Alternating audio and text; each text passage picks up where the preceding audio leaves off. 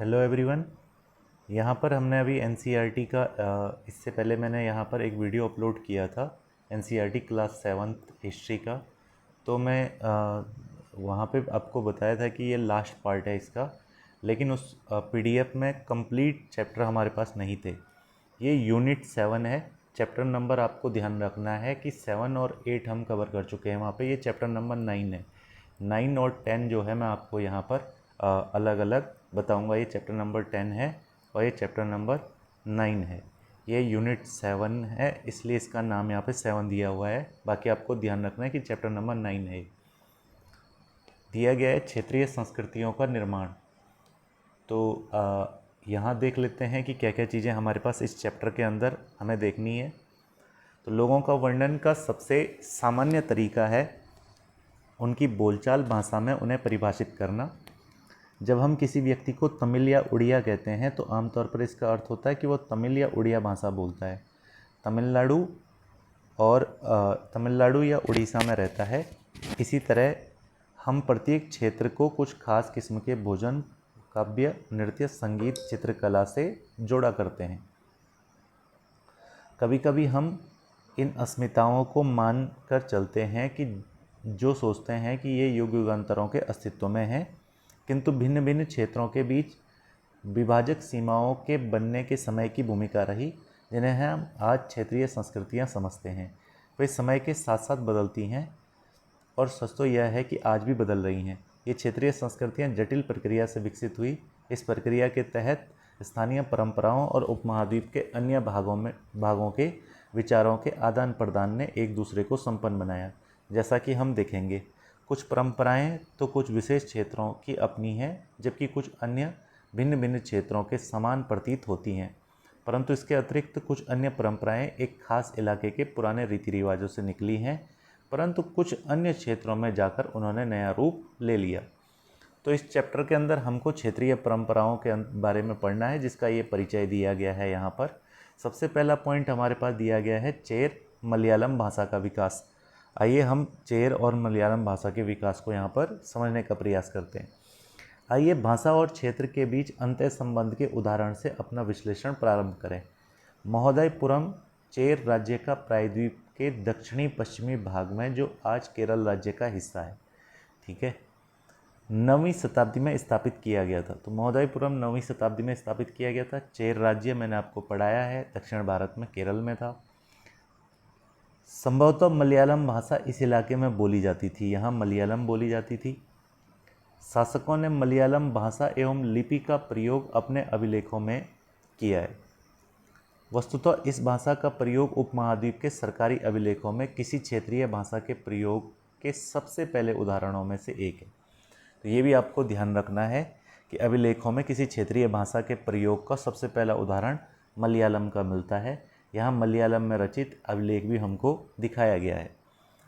साथ चेर लोगों ने संस्कृत की परंपराओं से भी बहुत कुछ ग्रहण किया। केरल का मंदिर रंगमंच, जिसकी परंपरा युग तक खोजी जा सकती है, संस्कृत के महाकाव्य धारा पर आधारित है। मलयालम भाषा की पहली साहित्य कृतियाँ, जो लगभग 12वीं सदी की बताई जाती हैं, प्रत्यक्ष रूप से संस्कृत श्रेणी की हैं। यह काफ़ी रोचक है कि 14वीं शताब्दी का एक ग्रंथ लीला तिलक्कम, जो व्याकरण तथा काव्यशास्त्र विषयक है, मणिप्रवालम शैली में लिखा गया है। ध्यान रखना है आपको, ग्रंथ का नाम है लीला तिलक्कम और ये मणिप्रवालम शैली में लिखा है। मणिप्रवालम शैली का अर्थ क्या होता है? हीरा और मूंगा।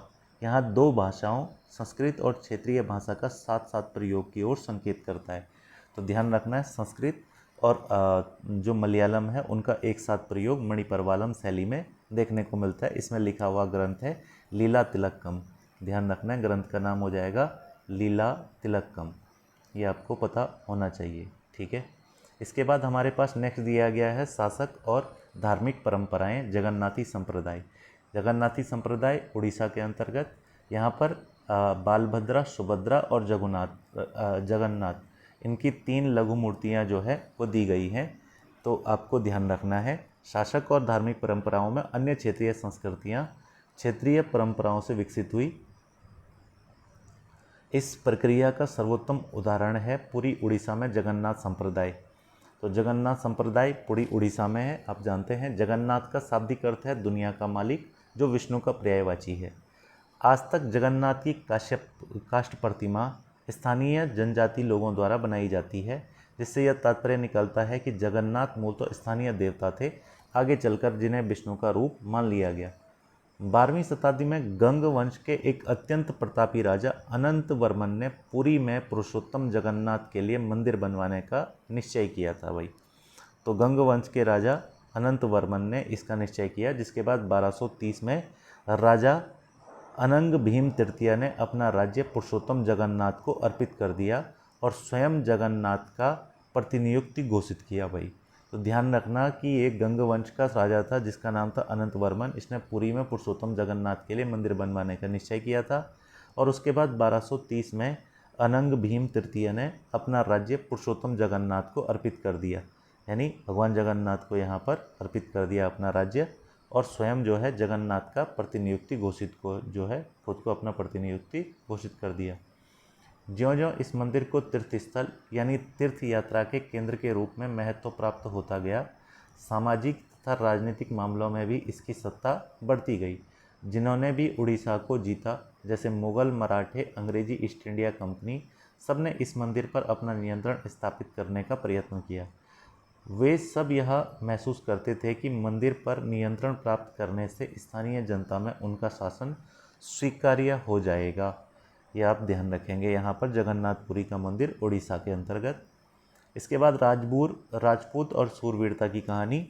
19वीं शताब्दी में ब्रिटिश लोग उस क्षेत्र को, जहाँ आज का अधिकांश राजस्थान स्थित है, राजपूताना कहते थे। इससे यह समझा जाता है कि वह एक ऐसा प्रदेश था जहाँ केवल अथवा प्रमुख रूप से राजपूत ही रहा करते थे, लेकिन यह बात आंशिक रूप से ही सत्य है। ऐसे अनेक समूह थे और आज भी हैं जो उत्तरी मध्यवर्ती भारत के अनेक क्षेत्रों में अपने आप को राजपूत कहते हैं। यह भी सच है कि राजस्थान में राजपूतों के अलावा अन्य लोग भी रहते थे, तथापि अक्सर यह माना जाता है कि राजपूतों ने राजस्थान को एक विशिष्ट संस्कृति प्रदान की। ये सांस्कृतिक परंपराएं वहाँ के शासकों के आदर्शों, अभिलाषाओं के साथ घनिष्ठता से जुड़ी हुई थी। लगभग 8वीं शताब्दी से आज के राजस्थान के अधिकांश भाग पर विभिन्न परिवारों के राजपूत राजाओं का शासन रहा। पृथ्वीराज एक ऐसा ही शासक था। ये शासक शूरवीरों के आदर्श को अपने हृदय में संजोए रखते थे, जिन्होंने रण क्षेत्र में बहादुरी से लड़ते हुए अक्सर मृत्यु को वर्ण किया मगर पीठ नहीं दिखाई। राजपूत शूरवीरों की कहानियाँ काव्यों एवं गीतों में सुरक्षित हैं। ये विशेष रूप से प्रशिक्षित चारण भाटों द्वारा गाई जाती हैं। ये काव्य गीत ऐसे शूरवीरों की स्मृति में सुरक्षित रखते थे और उनसे यह आशा की जाती थी कि वे अन्य जनों को भी उन शूरवीरों का अनुकरण करने के लिए प्रेरित एवं प्रोत्साहित करेंगे। साधारण जन भी इन कहानियों से आकर्षित होते थे। इन कहानियों में अक्सर नाटकीय स्थितियों, स्वामी भक्ति, मित्रता, प्रेम, शौर्य, क्रोध आदि प्रबल संवेगों का चित्रण होता है।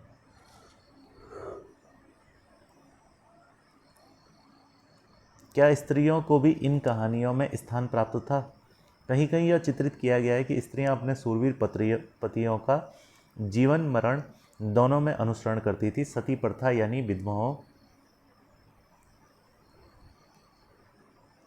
द्वारा अपने मृतक पतियों की चिता पर जल जाने की प्रथा का भी कुछ कहानियों में उल्लेख पाया जाता है। इस प्रकार लोग शूरवीरता के आदेशों का पालन करते थे।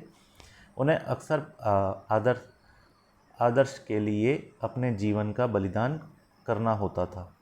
यहाँ हमारे पास कुछ कॉलम भी दिए गए हैं, वह क्षेत्र जिसकी इस अध्याय में चर्चा की गई है। तो ये कुछ क्षेत्र हमारे पास यहाँ पर दिए गए हैं। राजस्थान का जो क्षेत्र वगैरह है या फिर पूरी उड़ीसा वगैरह, ये इसके अंदर हमने चर्चा में लिया था। इसके अलावा क्षेत्रीय सीमांतों से परे कथक नृतक की कहानी। तो कथक जो है अगर हम देखेंगे तो यहाँ पर दिया गया है उसके बारे में। ये शूरवीर की परंपराएं भिन्न भिन्न क्षेत्रों में भिन्न भिन्न रूपों में मिल सकती हैं। तो नृत्य के विषय में भी यह सच ही है। आइए नृत्य के रूप में कथक के इतिहास को देखें। यह नृत्य शैली उत्तर भारत के अनेक भागों से जुड़ी है। कथक शब्द कथा शब्द से निकला है, जिसका प्रयोग संस्कृत तथा अन्य भाषाओं की कहानी के लिए लिया जाता है। कथक मूल रूप से उत्तर भारत के मंदिरों में कथा यानी कहानी सुनाने वालों की एक जाति थी। ये कथाकार अपने हाव भाव संगीत से अपने कथावाचक को अलंकृत किया करते थे। 15वीं-16वीं शताब्दी में भक्ति आंदोलन के प्रसार के साथ कथक एक विशिष्ट नृत्य शैली का रूप धारण करने लगा। राधा कृष्ण के पौराणिक आख्यान कहानियाँ लोक नाट्य के रूप में प्रस्तुत किए जाते थे, उन्हें जिन्हें रासलीला कहा जाता था। रासलीला में लोक नृत्य के साथ कथक कथाकार मूल हाव भाव भी जुड़े होते थे। मुगल बादशाहों और उनके अभिजातों के शासनकाल में कथक नृत्य राज दरबारों में प्रस्तुत किया जाता था, जहां इस नृत्य ने अपने वर्तमान अभिलक्षण अर्जित किए और वह एक विशिष्ट नृत्य शैली के रूप में विकसित हो गया। आगे चलकर दो परंपराओं अर्थात घरानों में फूला फला, राजस्थान जयपुर के दरबारों में और लखनऊ में अवध के अंतिम नवाब वाजिद अली शाह के संरक्षण में यह एक प्रमुख कला के रूप में उभरा। वाजिद अली शाह के समय पर कथक की कक्षा लक्ष्मण मंदिर खजुराहो में इस प्रकार से दिखाई गई है। 1850 से 1875 के दौरान यह नृत्य शैली इन दोनों क्षेत्रों में ही नहीं बल्कि आज के पंजाब, हरियाणा, जम्मू कश्मीर, बिहार, मध्य प्रदेश के निकटवर्ती इलाकों में पक्के तौर पर स्थापित हो गई। इसकी प्रस्तुति क्लिष्ट और द्रुत पद संचालन, उत्तम वेशभूषा, कहानियों के प्रस्तुतिकरण एवं अभिनय पर जोर दिया जाने लगा। तो ये आपको ध्यान रखना है, ये नृत्य शैली जो है इन क्षेत्रों में विकसित हुई थी।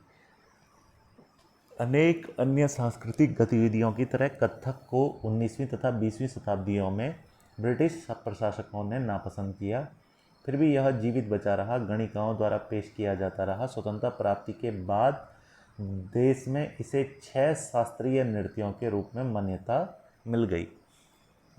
श्रेणीय शास्त्रीय ये क्या होता है, तो यहाँ देखेंगे।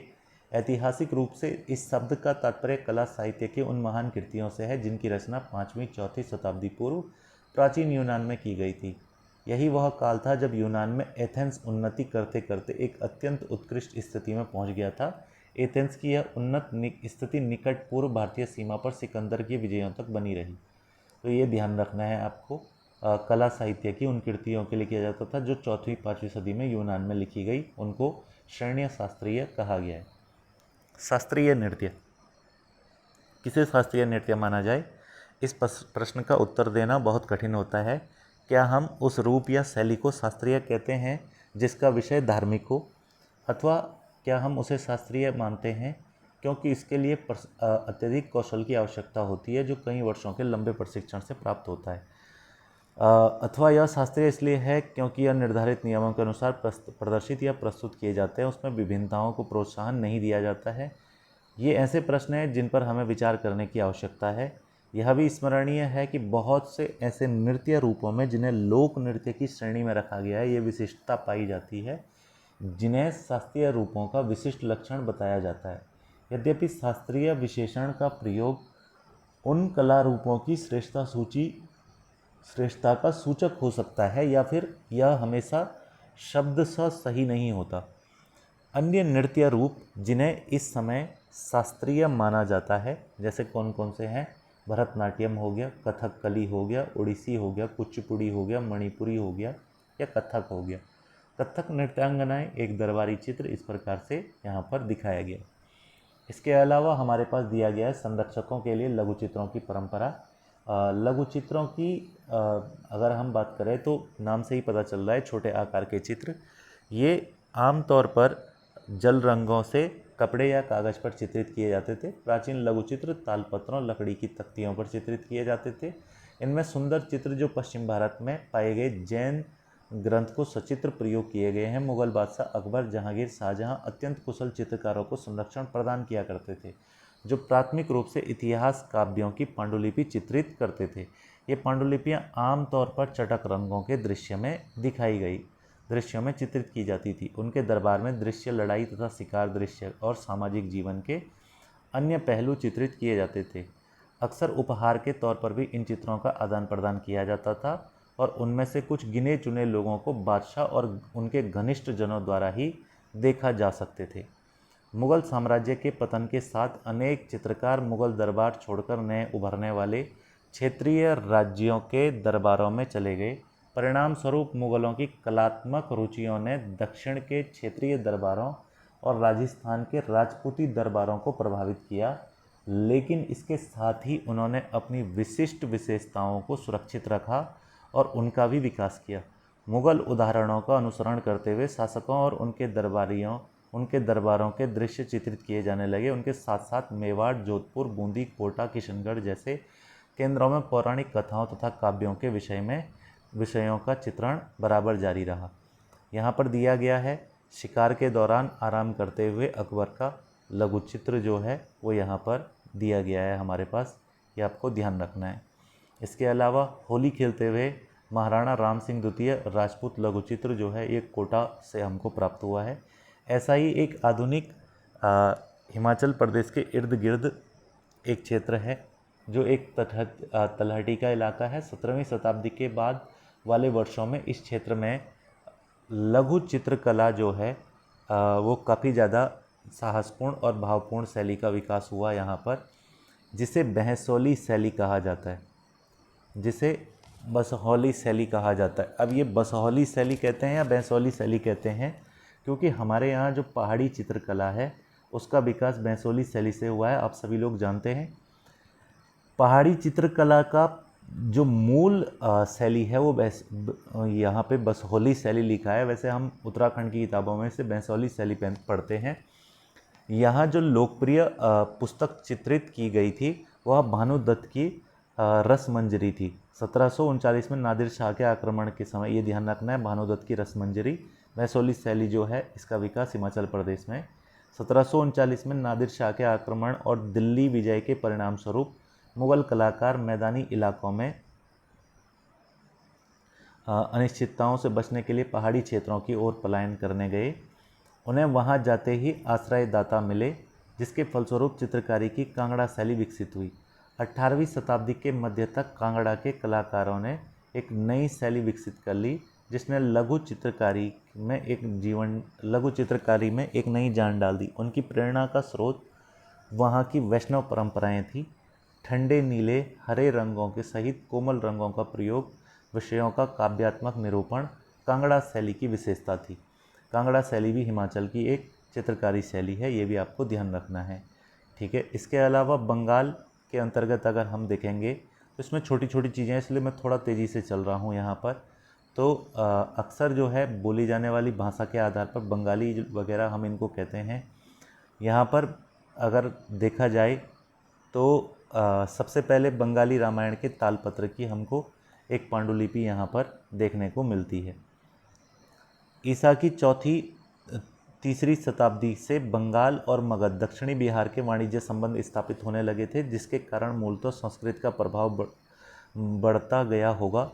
चौथी शताब्दी के दौरान गुप्त वंशीय शासकों ने उत्तरी बंगाल पर अपना राजनीतिक नियंत्रण स्थापित कर लिया, वहाँ ब्राह्मणों को बसाना शुरू कर दिया। इस प्रकार गंगा की मध्य घाटी के भाषाई तथा सांस्कृतिक प्रभाव अधिक प्रबल हो गए। 7वीं शताब्दी में चीनी यात्री यून सांग ने पाया कि बंगाल में सर्वत्र संस्कृत से संबंधित भाषाओं का प्रयोग हो रहा था।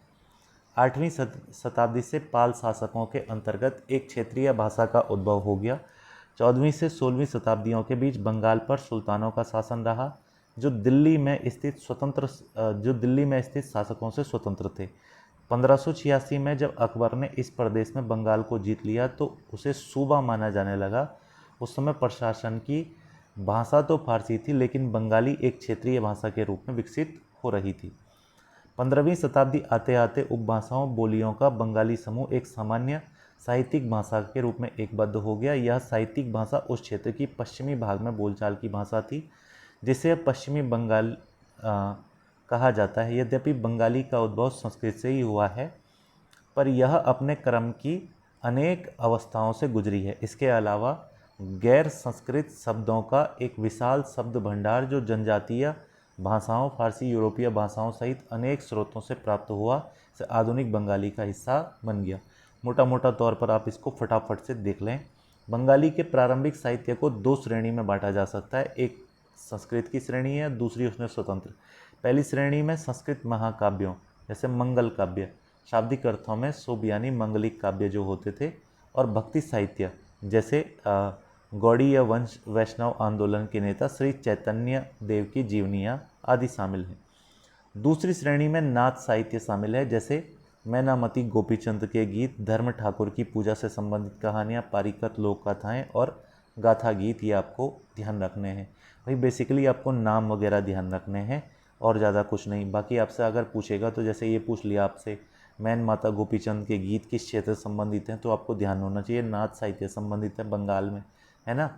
यहाँ पर आपको पूछेगा बंगाली साहित्य को कितनी श्रेणियों में बांटा जा सकता है, तो 2 श्रेणियों में। ये आपको पता होना चाहिए थोड़ा थोड़ा। बाकी ज़्यादा जो है इसमें हमको कुछ भी यहाँ पर नोट करने की आवश्यकता नहीं है। मैनामती गोपीचंद्र और धर्म ठाकुर नाथ लोग सन्यासी होते थे और तरह तरह की योगिक क्रियाएं करते थे।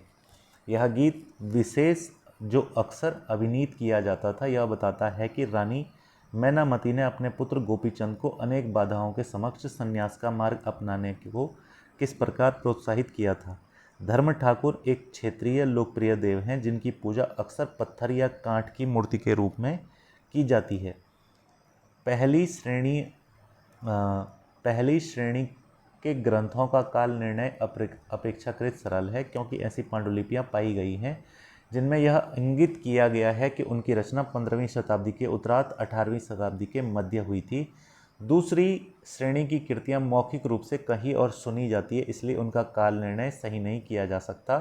वे खास तौर पर पूर्वी बंगाल में प्रचलित थी, जहां ब्राह्मणों का प्रभाव अपेक्षाकृत कम था।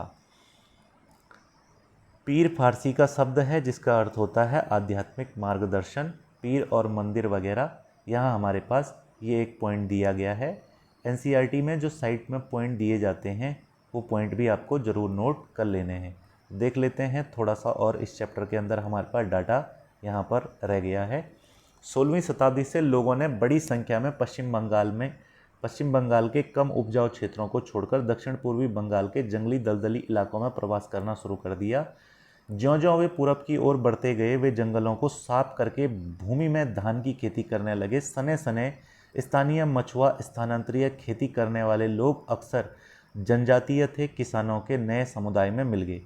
इन्हीं दिनों बंगाल पर मुगलों का नियंत्रण स्थापित हो गया, जिन्होंने पूर्वी डेल्टा प्रदेश के केंद्रीय भाग में स्थित ढाका नगर को अपनी राजधानी के रूप में स्थापित किया। अधिकारी कर्मचारी लोग भूमि प्राप्त करके अक्सर उस पर मस्जिदें बना लेते थे, जो इन इलाकों के धार्मिक स्थानांतरण के रूप में काम आती थी। प्रारंभ में बाहर से आकर यहाँ बसने वाले लोग इन अस्थिर परिस्थितियों में रहने के लिए कुछ व्यवस्था तथा आश्वासन चाहते थे। ये सुख सुविधाएं तथा आश्वासन उन्हें समुदाय के नेताओं ने प्रदान की। ये नेता शिक्षकों और निर्णायकों की भूमिका भी अदा करते थे। कभी कभी ऐसा समझा जाता है कि इन नेताओं के पास अलौकिक शक्तियाँ थी। स्नेह आदर से लोग इन्हें पीर कहा करते थे। पीर श्रेणी संत या सूफी या अन्य धार्मिक महानुभाव, साहसी उपनिवेश, देवत्व प्राप्त सैनिक योद्धा, विभिन्न हिंदू एवं बौद्ध देवी देवता, यहाँ तक कि जीवात्माएं भी शामिल थी। पीरों की पूजा पद्धति बहुत ही लोकप्रिय हो गई। उनकी मज़ारें बंगाल में सर्वत्र पाई जाती है। जीववाद यह मानना है कि पेड़ पौधे, जड़ वस्तुओं और प्राकृतिक घटनाओं में भी जीवात्मा है, उसे जीववाद कहा जाता है। आगे देखेंगे अगर तो बंगाल में 15वीं शताब्दी के बाद के वर्षों में मंदिर बनाने के दौर पर जोर रहा। 19वीं शताब्दी में आकर समाप्त हो गया। हमने देखा कि मंदिर अन्य धार्मिक भवन अक्सर उन व्यक्तियों या समूह द्वारा बनाए जाते हैं जो शक्तिशाली बने रहे। वे इनके माध्यम से अपनी शक्ति और भक्तिभाव प्रदर्शन करना चाहते हैं। बंगाल में साधारण ईंटों और मिट्टी गारे से अनेक मंदिर निम्न सामाजिक समूहों जैसे कालू, तेली कंसारी, घंटा धातु के कारीगर आदि के समर्थक से बने। यूरोप की व्यापारिक कंपनियों के आ जाने से नए आर्थिक अवसर पैदा हुए। इन सामाजिक समूहों तथा अनेक परिवारों ने इसका लाभ उठाया। आर्थिक स्थिति इससे धीरे धीरे सुधरती रही। ठीक है, यहाँ पर इसके अलावा कुछ देवी देवताओं के बारे में दिया गया है। यहाँ पर हमारे पास दोचला छप्परदार झोपड़ी यहाँ पर दिखाई गई है और ये एक चौचाला मंदिर है जो यहाँ पर दिखाया गया है। इसके अतिरिक्त गोपियों के साथ जो है वो कृष्ण श्यामपुर मंदिर से ये एक पाटिया जो है वो विष्णुपुर से प्राप्त हुआ है। गोपियों के साथ गीत वगैरह का जो यहाँ पर चित्रण किया गया है। में पूजे जाते थे ब्राह्मणों द्वारा। यहाँ पर हमारे पास हमने देखा था, यहाँ पर लिखा गया था कि, एक मिनट, इसमें लिखा गया था कि जो पहले गांव छप्पर, जब स्थानीय देवी देवताओं जो पहले गांव में छान छप्पर वाली झोपड़ियों में पूजे जाते थे को ब्राह्मणों द्वारा मान्यता प्रदान कर दी गई, तो उनकी प्रतिमाएं मंदिरों में स्थापित की जाने लगी। इन मंदिरों की शक्ल या आकृति छप्परदार झोपड़ी की तरह दो चाला यानी 2 छतों वाली या चौचाला यानी 4 छतों वाली होती थी। दो चाला और चौचाला ध्यान रखना है, ये 2 छतों वाली आकृति है, 4 छतों वाली, तो 2 चाला या चौचाला इसको कहते हैं। ध्यान रखना है ये सब बंगाल से संबंधित है। आपसे पूछ सकता है 2 चाला या चौचाला पद्धति जो है वो कहाँ की पद्धति है, तो ये आपको ध्यान रखना है, बंगाल में। इसके अलावा बंगाली शैली का प्रादुर्भाव हुआ अति जटिल चौचाला यानी 4 छतों वाली ढांचे त्रिकोणीय छत 4 दीवारों पर रखी जाती थी जो ऊपर त्रियक रेखा या एक बिंदु तक जाती थी। मंदिर आमतौर पर एक वर्गाकार चबूतरे पर बनाए जाते थे। उनके भीतरी भाग में कोई सजावट नहीं होती थी, लेकिन अनेक मंदिरों की बाहरी दीवारें चित्रकारियों, सजावटों, टाइलें अथवा मिट्टी की पट्टियों से सजी होती थी। कुछ मंदिरों में, विशेष रूप से पश्चिम बंगाल के बांकुरा जिले में बिष्णुपुर के मंदिरों में, ऐसी सजावटें अत्यंत उत्कृष्ट कोटि तक पहुंच चुकी थी। इसके अतिरिक्त हमारे पास यहाँ पर दिया गया है मछली भोजन के रूप में। तो स्थानीय रूप से उपलब्ध खाद्य पदार्थों पर निर्भर करती है। बंगाल एक नदी तटीय मैदान है, यहाँ मछली, धान की उपज बहुत ज़्यादा होती है, तो स्वाभाविक है कि इन वस्तुओं का यहाँ पर उपयोग किया जाता है। बंगाली साहित्य में मछली के स्थान स्थान पर यहाँ पर उल्लेख वगैरह मिलता है।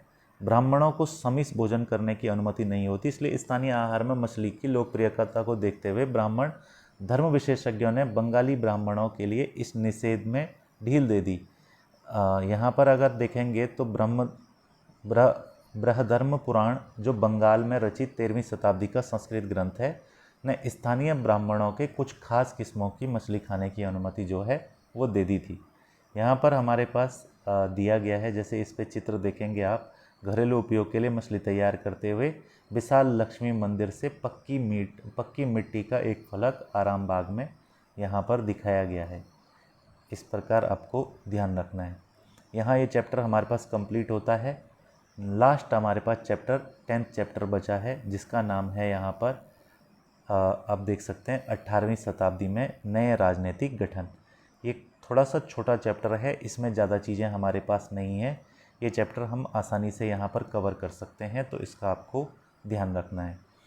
बाकी इस चैप्टर को एक बार फटाफट से देख लेते हैं क्या क्या इस चैप्टर में हमारे पास दिया गया है। थोड़ा सा इम्पोर्टेंट चैप्टर है, इसलिए आपको इसमें ज़्यादा चीज़ें नोट करने को मिलेंगी। तो चैप्टर का नाम दिया गया है यहाँ पर 18वीं शताब्दी में नए राजनीतिक गठन, ये आपको ध्यान रखना है।